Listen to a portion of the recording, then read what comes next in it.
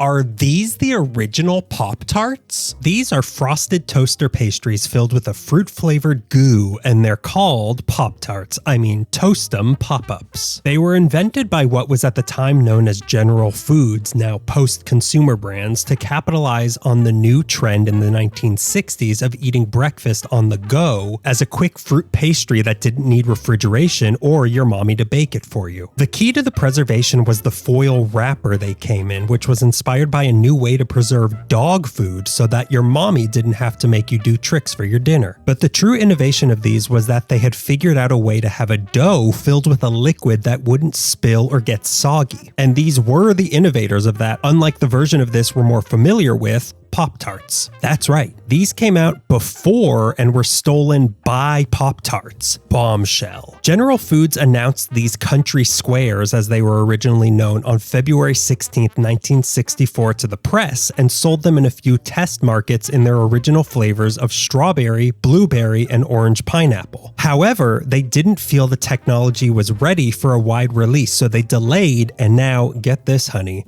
during that delay, Kellogg's took the idea and released what we now know as Pop Tarts 7 months later, with such a massive marketing campaign that when the country squares finally got wide release, the public thought they were the cheap knockoff, a corporate gaslighting for the ages. They changed their name a year later to Toast-'em Pop-Ups in an attempt to boost their popularity, which clearly worked, because people today may wear socks with Pop Tarts on them, but Toast-'em Pop-Ups are sold almost exclusively at the Dollar Tree. My review? These are pretty much identical to a Pop-Tart, but maybe a little less sweet. I found the shortbread pastry flavor to be more pronounced in these as well. I tried both toasted and untoasted, for you, dear viewer, and preferred the flavors and textures untoasted. So maybe just a tiny step down from the big name, but the price difference more than makes up for that. So my rating is 3.3 out of 5 toasters.